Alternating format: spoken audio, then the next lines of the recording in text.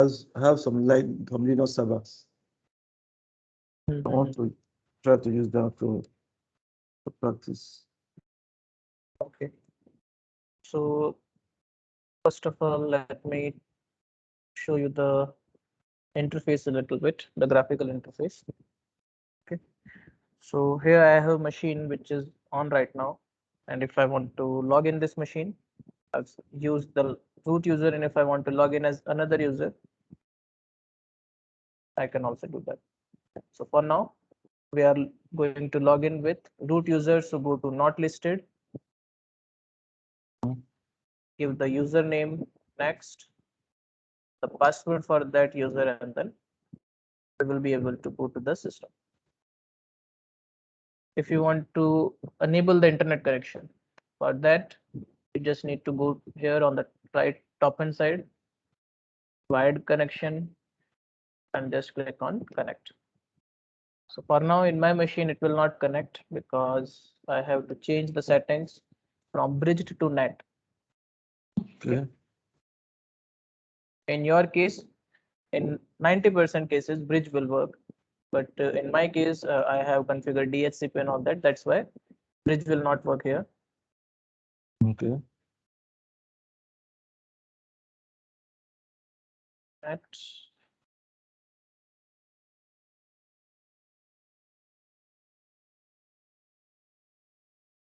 Okay.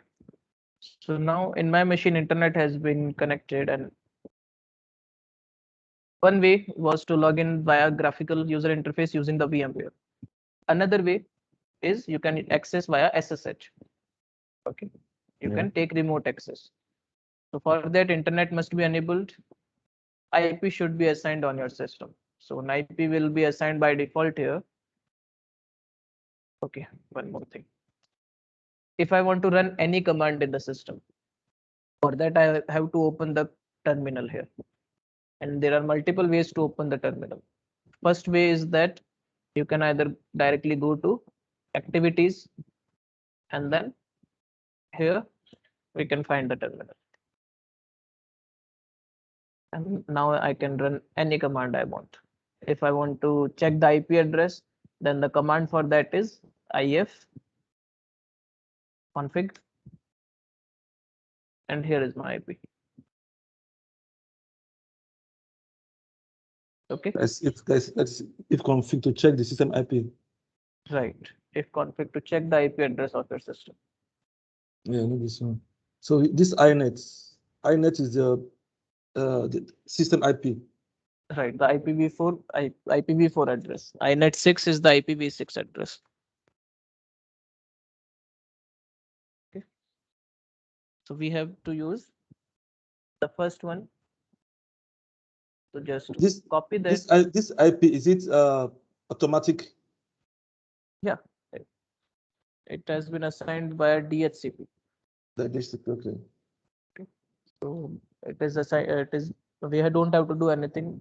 As soon as you just enable the connection here, your system will get an IP address. Okay. So now what we need to do, if I want to take access via SSH, we have to copy this IP address.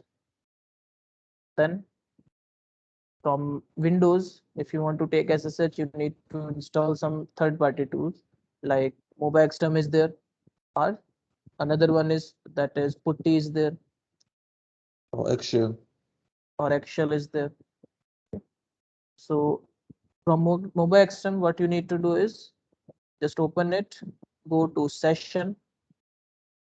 Here we want to create an SSH session, IP address of your machine, tick on this specify username and provide the username here. And then port number, if it is different, so by default it is 22, we don't have to change anything. And then just click on OK.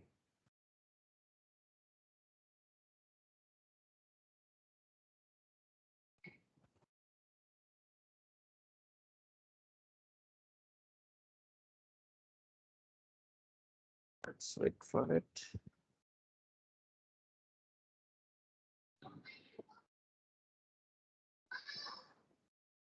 So now it is asking for the password of root user.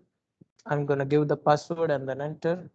Whether you want to save the password or not. So for now, no. And we are on our machine, which is RHEL server. And here too, the machine name is same.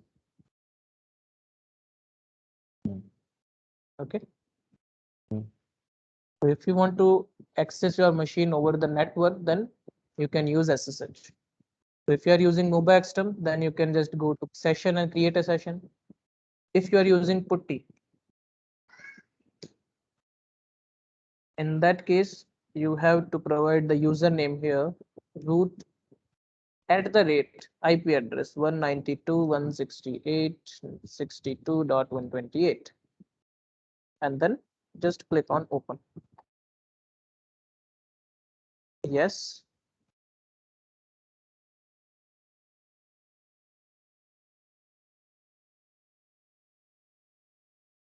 And now we just have to provide the password here. Sorry, what did you use? Roots at 1 2 something. The IP address, right? At the rate IP address. Okay. And then it will ask you for the password and you will be able to log in. Okay. So like this, we can connect from internet if we want, from network if we want. Then, yeah. If you are using MobaXterm, there is a plus point that you can save a session there. If you are using Putty, you have to log back in again and again once you have closed this. If I close this session, the next time I open Putty, I have to type the IP address and everything again. I don't like Putty.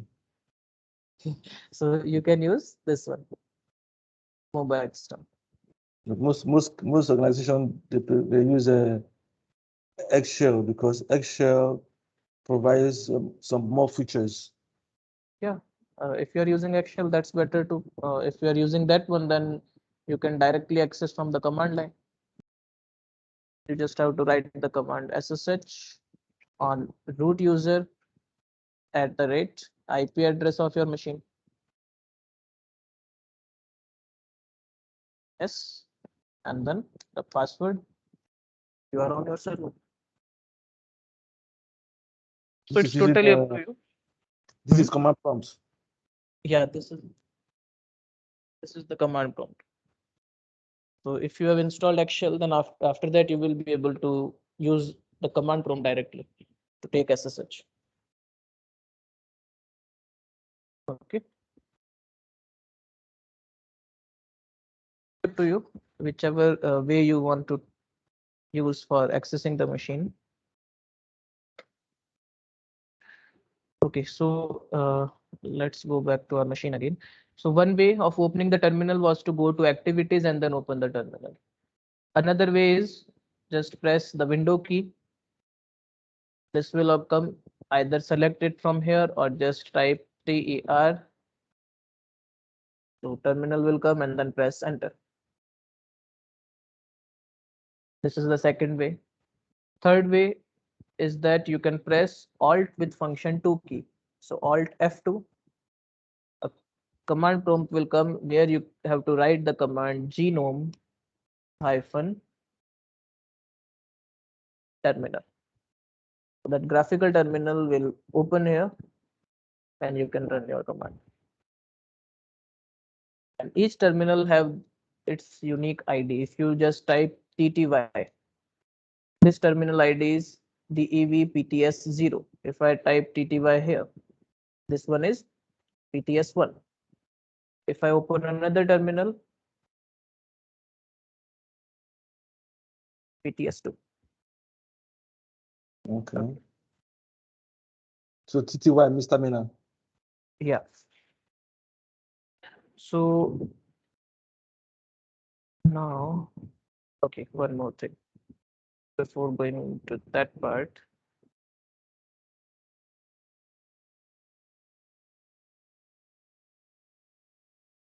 If someone asks you what is Linux, what will you tell him? So Linux is an operating system that Linux enables is a- user, yes, it's an operating system that enables user to interact with the system. That if I say Linux is not an operating system, we have operating system which are based on Linux, like this Red Hat. Red Hat is a Linux based operating system. CentOS is a Linux based operating system. Ubuntu is also a Linux based operating system. So what Linux actually is, Linux is a Kernel. okay, and Linux is the kernel. right. So Linus Torvalds,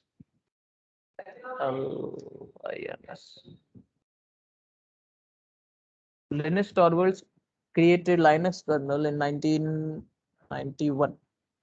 Okay, so since then, multiple, we can say many people just downloaded that kernel and then created operating system based on that kernel. Okay, as Linus Torvalds created the kernel and made it an open source kernel, or open source software, you can say. So what is open source? Whose source code is available freely without any charges. So multiple people just downloaded that kernel and created their own operating system based on that particular kernel. And sorry, when you mean with this open source, when we say open source, that means you're saying the code is available. right, their So, source code is available. Where is the code? The internet. Okay, you just have to go, yeah. Source code is available freely on the internet. You just have to go to the internet and download it. So if I type Linux code, it's going to like pop up on internet. I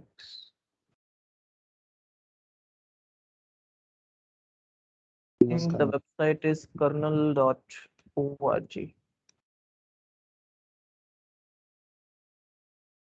Yeah. So you can download the code from here. Okay. Kernel.org. So as it was open source, as anybody can download it. So those who know how to develop that, how to make changes in that particular kernel, they just downloaded it. Sorry, kernel.org, kernel.org. Kernel.org. Okay. So let's say I gave you a blank sheet of paper, a blank canvas I've given you, and just like that, I've given a blank canvas to 10 more people. And if I tell all of you that you have to draw a car on that particular canvas, so what are the chances that all the 11 people will draw the same model of the car? What is the probability of that? I don't get you. Okay, let's say I have given you this particular MS Paint file. Okay, just like this, I have given 9 more people the same paint file, and I have told you that you have to draw a car. Okay. What is the probability that all 10 people will draw the same car of same company, of same model, of same color? What is the probability of that? It should be 1/2. Hmm? That should be 1/2. Yeah. Or we can say very low probability, very low chances are there that all 10 people will draw the same car, because many cars are available. Let's say you are drawing a car which is of BMW. I'm drawing a car which is of Audi. Another one is drawing Ferrari. Another one is drawing a Lambo. So multiple choices will be there depending on the person, depending on the mentality of that person, depending on their choices. Oh, just like that, if I have given you a particular set of code and I have told you that you have to make changes in that code. Let's say you are a IT personnel. Okay, and let's say I'm a hacker.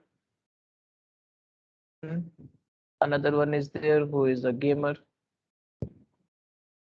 So three different professions are here, and same set of codes have been provided to all of those. So depending on their need, they will change the set of code. If you are an IT Okay. personnel, you will be changing it. Like say you want to increase the performance. Yes. I'm a hacker. I want to increase. I want to focus on the Security. security.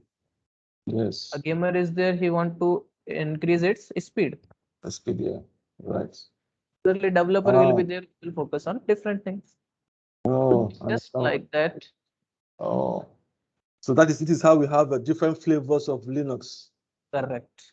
So different flavors of Linux came into picture. Different flavors of Linux, and we also call them Linux distributions.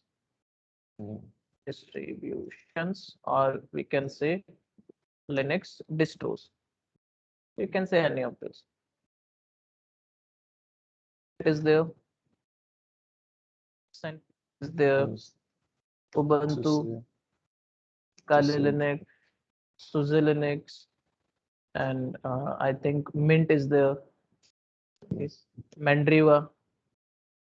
So, Multiple operating systems, multiple flavors have been created using the same kernel of Linux. Okay. So most of the commands in all of these operating system, all of these distributions are same, but some commands are different. Like in Red Hat, if you want to install a particular package, then you can use yum command. If you're using CentOS, then in that case you can use yum. In Kali, you can also use yum, but in Ubuntu, it uses apt-get. Yes, also SUSE. Or in also SUSE, that also Yes. different. So depending on the operating system, the commands may differ, but most of the commands will be same. So now the question arises that what is a kernel? We said that Linux is a kernel, and based on that kernel, multiple distributions have been created. But what is a kernel? It is a set of program, a set of drivers, you can say, which is used for communicating to the hardware. Because just A set of drivers. let's say this one is your hardware. Let me increase the size a little bit.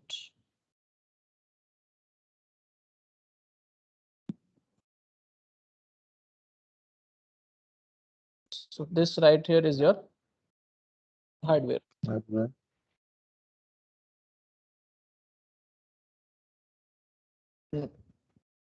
You want to communicate with that hardware. So in general terms, which let's say if I want to tell a non-IT personnel that they want to communicate with a hardware, what they should use. So the answer that they will tell is most probably an operating system. We will use an operating system to communicate with the hardware. Yes. As an IT personnel, the kernel is communicating with the hardware. We are not directly communicating with the hardware. So kernel is there, which is communicating with the hardware, which is converting the language which we are providing, the instructions which we are giving to the kernel into machine language, so that the hardware can understand whatever the signal which we have sent, whatever the command which we have sent to that particular machine. So the kernel take the command from user and convert to byte codes. Right. But the kernel also we don't directly interact with the kernel too. There is another application, which we can say another interpreter, which takes the command from us and feed it to the kernel. That is called shell. Sure. In Windows, we have CMD. Whenever we want to write any command, we go to command prompt or PowerShell. In Linux, before we used sh shell, and now we use bash shell. Nice. Okay. And user applications are also there. User applications can also communicate with the hardware, with the kernel, and the kernel will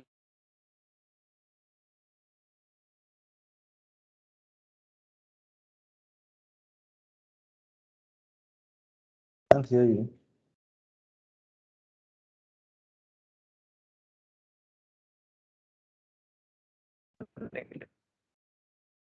I can't hear you. Hello. I can hear you now. Yeah. Hello. Now, yeah. Hello. So, yeah, Solomon, am I audible now? Yeah. Yeah. Yes. Yes. Yeah. Okay. So let's just say I want to Sorry, create. can I ask a question? Do you have a book on Yeah. this?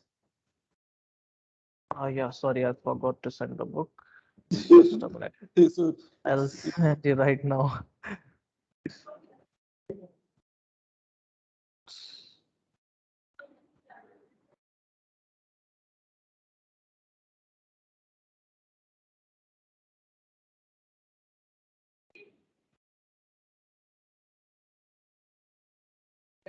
It's CSA and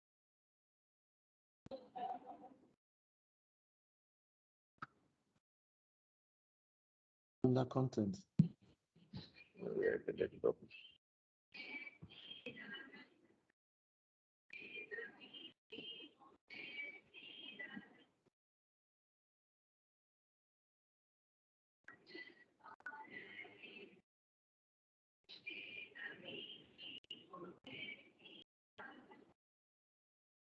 Just give me a minute. I'll be back in a minute. Okay. Okay.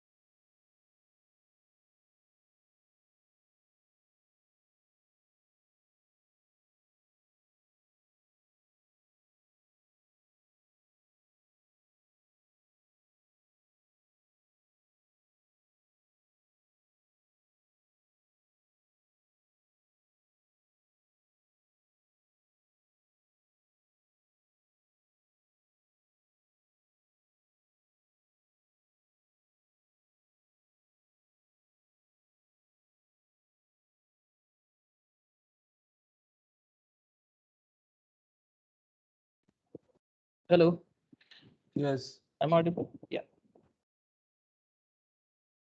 Okay. Just send. Okay, I've sent you both the books, RH124 and RH134. I'll show it to you.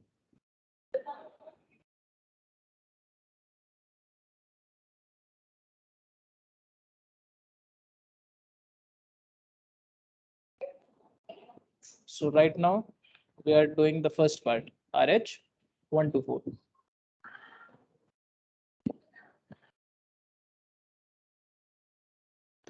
So in this, right. So the first and the second, right now we are doing the second part in which accessing the command line is there. Then you can also check the quiz for checking whether you are doing the work or not. Or later, at the end of each chapter, there will be a lab like this. Okay. So in that lab, most of the commands will be there, like basic commands in the first chapter. Basic commands are there. So solution will also be there.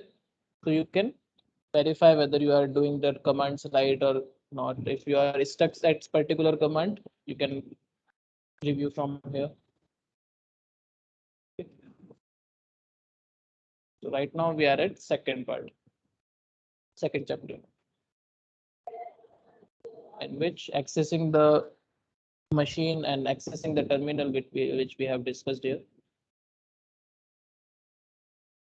After that, we will move on to the next basic commands. Okay. Okay. So, yeah.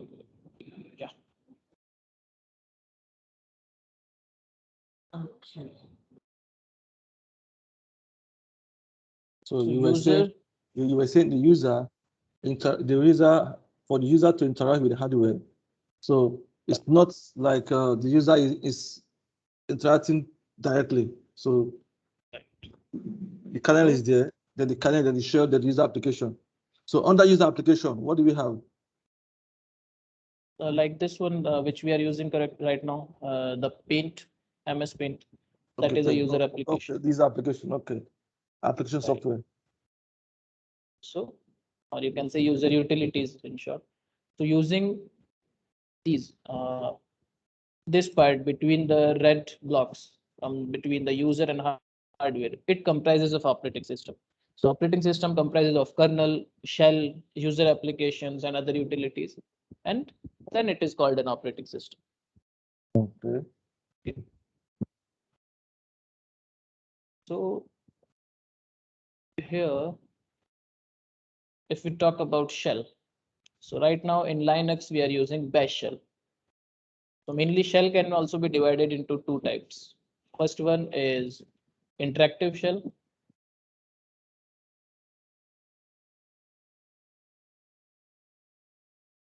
And another one is non-interactive shell. Well, as the name suggests, you can interact with that shell. You can run the commands on that particular shell, like sh in an interactive shell. Similarly, bash is also an interactive shell. Non-interactive, we have /sbin/no login, which is mainly provided to system users which are available in the system, which works in the background. They don't need a particular shell to run the command in the front end on the terminal. Yeah, I see people use this no login. I did not understand. People use this a lot. No login. I'm like, what is no login? Yeah, mainly for now, you will get confused if I go that deep in the no login shell. Of course, no, not yeah, now. we will discuss this when we do the users part. Okay. Okay. So for now, just remember that we are using bash shell right now. If you want to use sh shell, you can also do that. But bash is the advanced version, or you can say the improved version of sh. So it is better to use that. So if we go to the system again, this one is our bash shell. Where first of all, what it is showing us, the username of the user from which we are currently logged in. So currently we are logged in with root user @ name of the machine, or you can say host name of the machine. So we are on RHEL server. Then this tilde expression, which is showing here, it represents the home directory of current user. Roots. Okay. So let me just copy and add it here.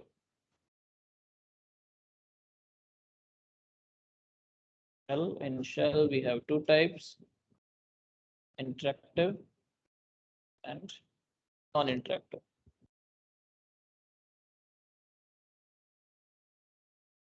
Which is there, bash is there. And here we have sbin no login.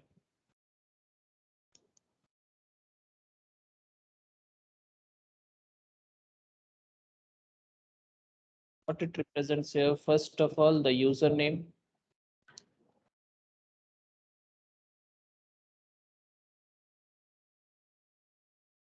@ Host name. machine, host name. At this tilde expression, it shows us the current directory in which we are at right now.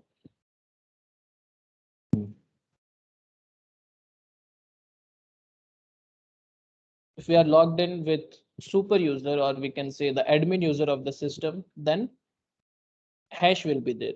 If we are logged in with a local user, then $sign will be there. Let me show you here.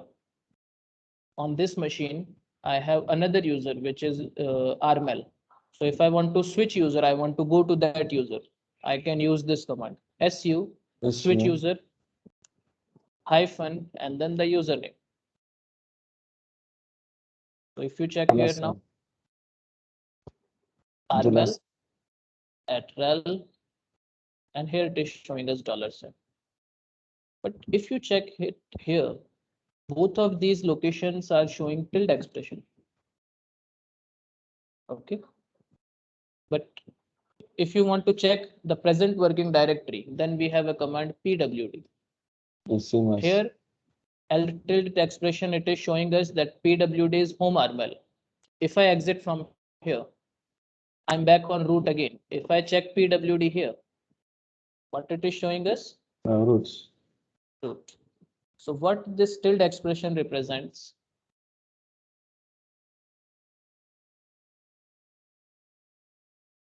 Represents the home directory of current user. No matter which user you are logged in with, it shows the home directory of that user. Yeah. Okay. If you want to list the content, for that we have a command ls. So multiple files are here, multiple directories are available. Directories are in blue color, files are in normal white color. If I want to change a directory, then I can use cd and then the directory name. Let's say I want to go to documents. So documents. Now it is showing us documents here because our present working directory is this one. We are currently in documents directory. Okay, so we can change the locations like this, but let's say let me create an scenario here.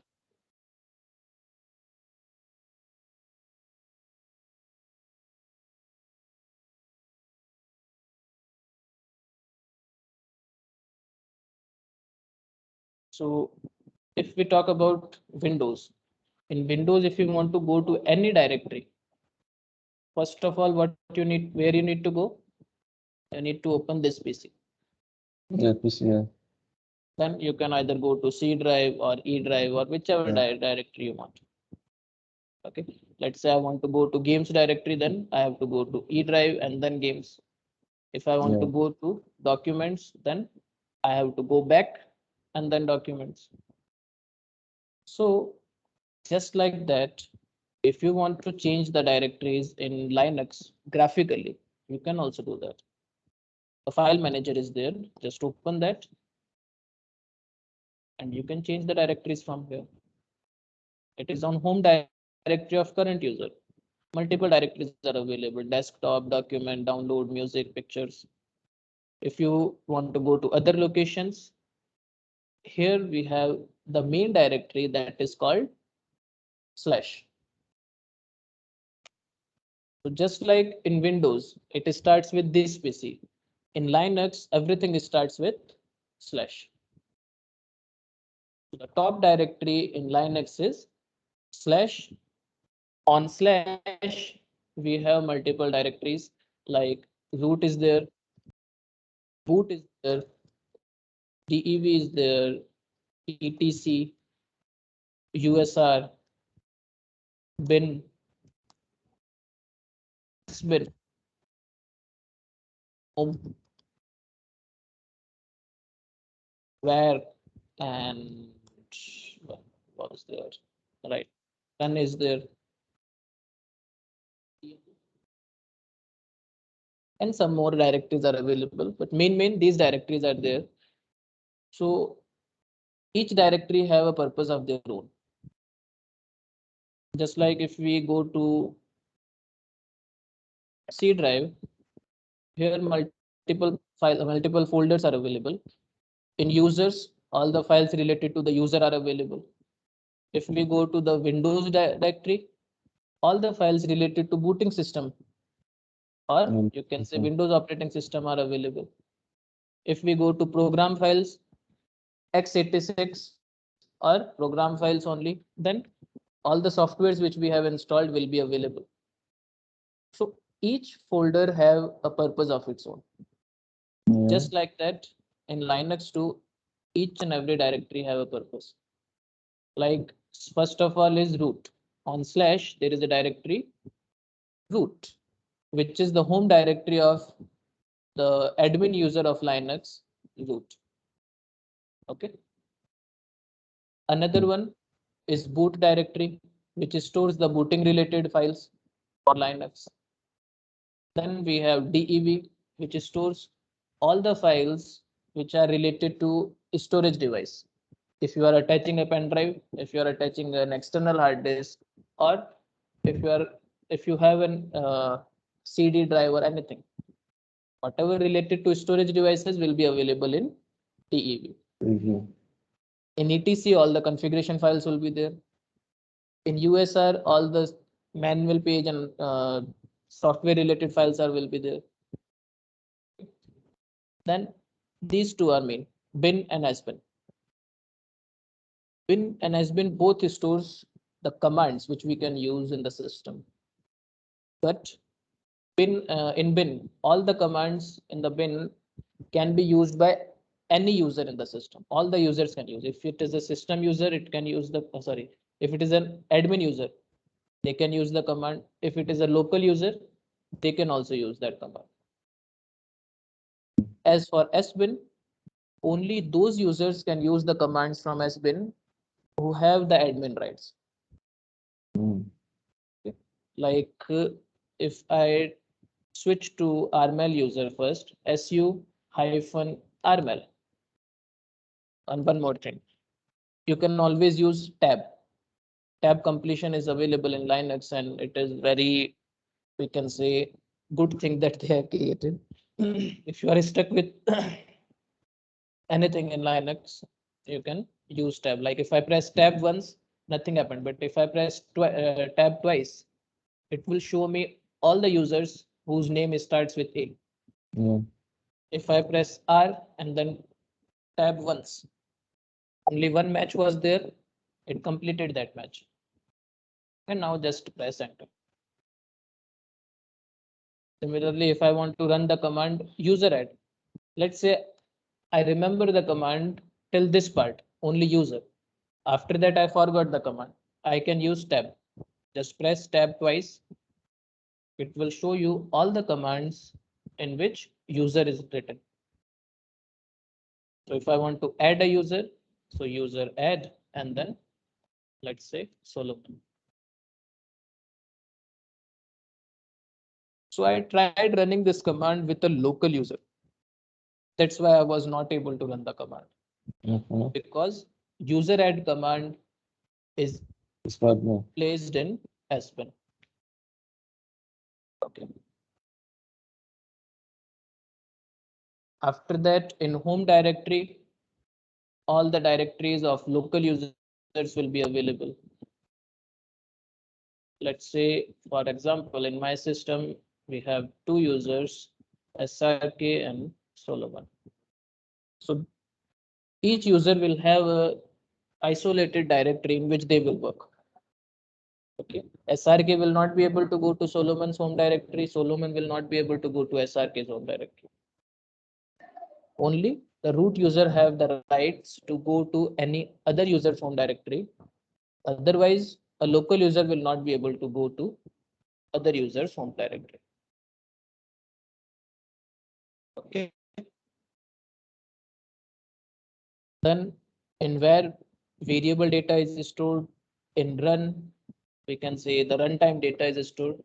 As soon as you shuts your system down, whatever data is available in run, it will be deleted. And in temp, temporary files are available. So why I created this is because, let's say on root, multiple directories are available. Documents was there.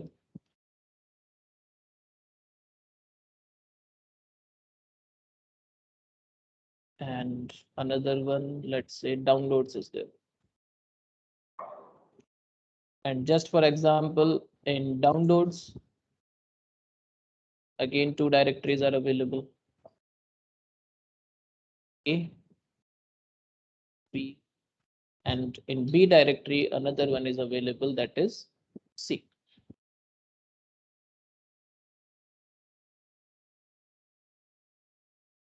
So when I ran the command pwd, it showed me this output that I am on /root. Okay. Yes. Now I want to go to this B directory. What command should I run? To change directory. Right, to change directory. Currently I am on /root and I want to go to B directory. What are the possible commands that I can run here? 1, 2, 3, how many you know? It's a CD.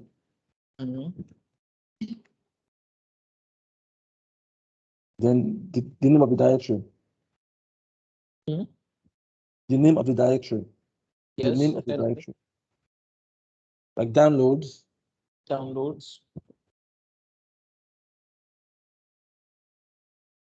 So this will take you to download. Then Right. if you're in download, you can access each of the directory in download, A or B. Right. Then I can run another command like this, cd and then Yes. B. And if I want to combine both of these commands, then I can use it like See this. this download // yeah, Slash backslash. cd downloads / and B. Yes. So I can use this command. This is the first command. First way we can say. Another way is what we can start from the top directory from /. So first of all, on / we have a directory root. On root we have a directory downloads. On downloads we have B. But you're already on root, so why use root again? Right. So in some cases, this one is not that much what we say short, or we can say beneficial for us. In some cases, this command is better. Okay. So this is the relative path and this is called the Absolute path. absolute path. So it's up to us whether we want to use the relative path or the absolute path. Let's say I used any of these commands and now I'm on this directory P and I want to go to Solomon directory. What command should I run? You want to enter Solomon user, Solomon as a user. Yeah, Solomon Right. users directory. You just SU. No. I don't want to switch to that user. I Okay, want to don't go switch to to that user. user. Right. From root. Yeah, and one more thing. Okay, you just say CD home. Just a minute. From this location, from this B location, I want to go to Solomon users home directory using the relative path and the absolute path, both. So try guessing both of the commands, the absolute one and the relative one. CD. And before that, one more thing I have to tell you, that there are two special directories which we can use here. One is dot and another one is double dot. Dot represents the present directory and this double dot represents the parent directory. So now using these special directories, try guessing the path to Solomon users home directory from B directory using the absolute path and the relative path.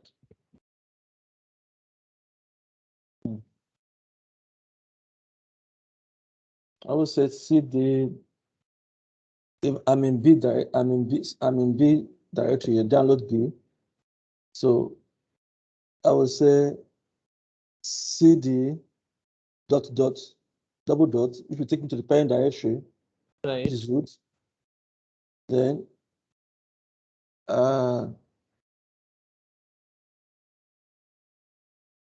I can say, sorry, wait. I can say CD dot slash Solomon. CD dot then space a slash, yes. Is it double slash or single slash? I can't remember. Then the partner Solomon.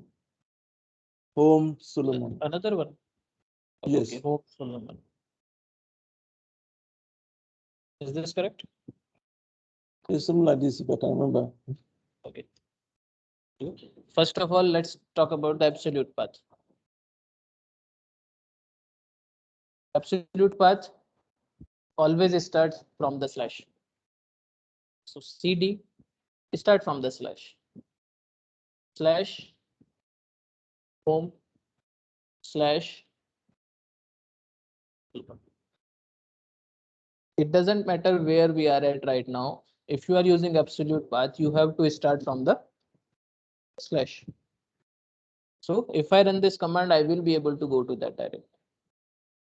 As for the relative path, in relative path, what we do, we just go to that same directory, but step by step from our current location.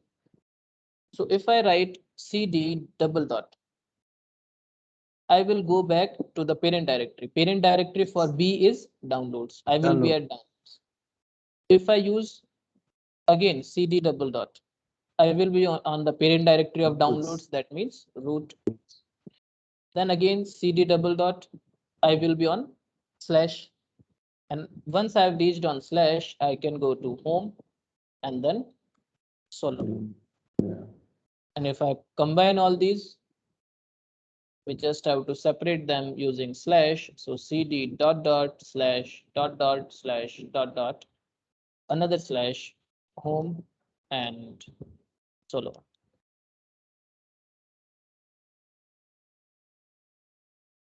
So in some cases, absolute path may be better. In some cases, relative path may be better. I just told you this because later we will be using both of these. In some cases, we will be using the absolute one, and in some cases, we will be using the relative path. Okay. Yeah. Yeah. Okay. Now, okay. If I exit from here, I'm back on root again. Okay. If I want to clear my screen, I can either use the shortcut that is Control plus L, or I can use the clear command. Okay. Then, okay, one more thing. We talked about CD command. CD, and then whatever location we want to go on the target, we will provide that target. But if I run CD command without any argument, where it will take us? It will take us to the home directory of the current user. If I just write CD and then enter, I'm back on /root. Okay. So if you run CD command without any argument, you can go back to the current user's home directory.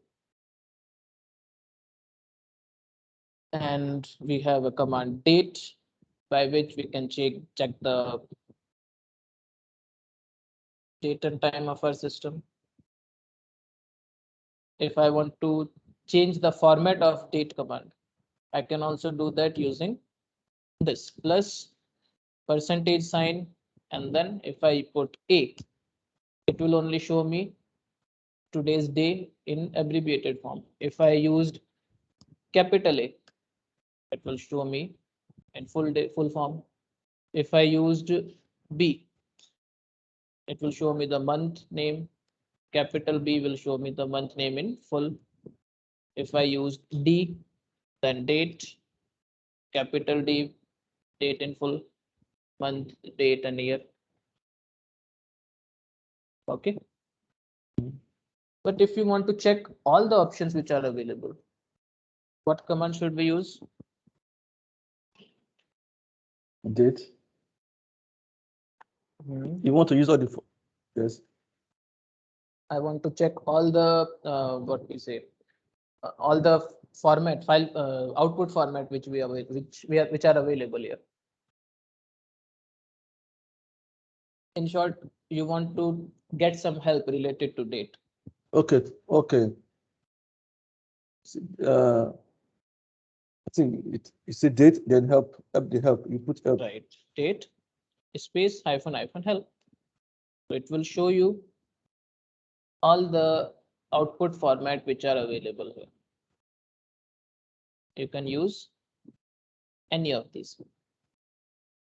It also tells you the command out syntax, how the command you should use the command date option, and if you want to put a format, then first of all +, and then whatever format you want to use, %, strq, anything. So one way of getting help is the command name space -- help. Okay. Another way of getting help is man command. You can use man, then space, and the command of which you want to get the help of. So man space date, it will open the manual page related to date command. What date command does? It print or set the system date and time. What is the synopsis? First of all, date, then option, then format. In description, all the options will be available. If you want to quit from here, you can press Q. You will be back on your shell. Okay. So if we talk about the command syntax, whenever you are using a command, first of all, the command will be there. Then you can put the options, finally the target. Okay. What is the options, or we can say what are the options? Using the options, we can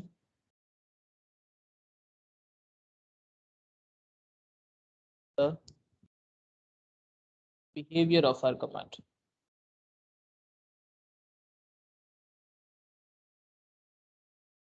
By using options, we can change the behavior of the command. Like if I run ls, it is showing me all the content which is available on my current directory. But if I want to check the details of these directories and files, I can use ls-l. Output is a little bit different. Content is same, but the output, the format of those particular output is different. Now I am able to check the timestamp, the owner and group of that directory, the permission of that particular file or directory. Okay.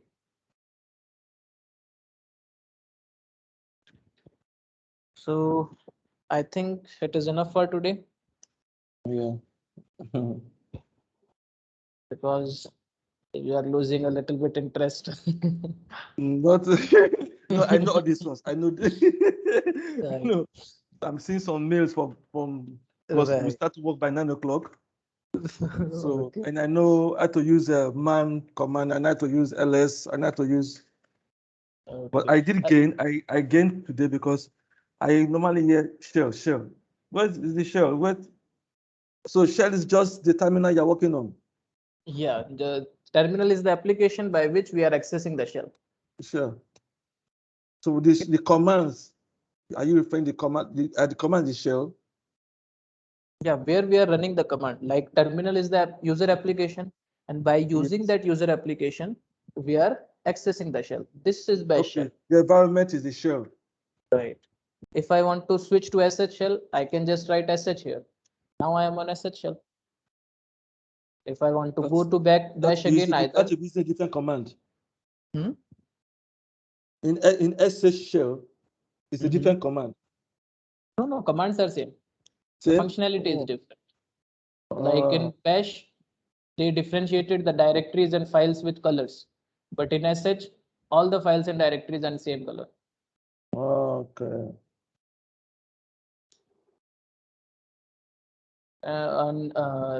Just a minute. Let me copy all these commands. And yeah. So let me know if there is any issue with the session. Like if you want to change something, the way of teaching anything, just let me know. No. It's perfect. Let me It's just perfect. create I a don't have direct. any problem. It's perfect.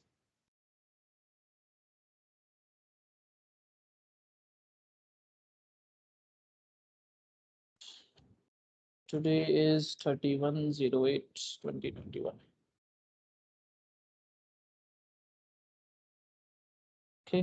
Okay. So tomorrow So we if I may will. ask which to your from your experience, which Lenovo laptop will you prefer? Which laptop will you prefer that's very strong? From your experience. Like, let me know if your budget is a little bit tight, then you can go with the HP. And if you have the budget to invest in that, then you can go with Dell or Dell, Lenovo Dell too. But Lenovo. one or two of my colleagues were using Lenovo, and after they have installed some extra applications in that, their system started to get slow. Yeah, because I'm using Lenovo. Yeah. I have some things installed and now it's very slow. Right. Let me, because like I'm using HP laptop and I've been using this laptop since last 5 or 6 years. I just increased the RAM in that, no doubt. Before it was 4 GB and now I've increased it to up to 16 GB. So if you are going to buy a laptop, so check that it should at least have 8 GB of RAM. Or if you are going with 4 GB, then it should have an SSD. Yes, yeah. You are not planning to buy an SSD, then you can go with 8 GB of RAM with HDD. That's perfect. i5 processor is good. Ouch. So, Okay. Thank you so much. okay.